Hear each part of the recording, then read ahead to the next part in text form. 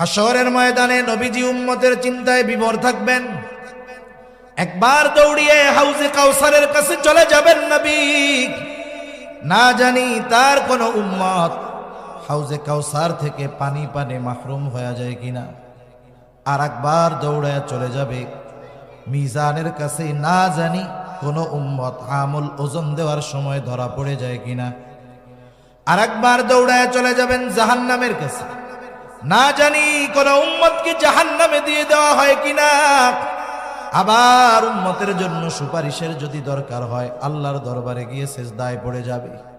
যতক্ষণ না ওই উম্মত যার মধ্যে যাররা পরিমাণ ঈমানও আছে তার ব্যাপারে আল্লাহ তাআলার কাছ থেকে ক্ষমার সংবাদ নবীজি না পাবেন, ক্ষমার নিশ্চয়তা যতক্ষণ নবীজি না পাবেন, আমার আপনার নবীও ততক্ষণ জান্নাতে প্রবেশ করবে না।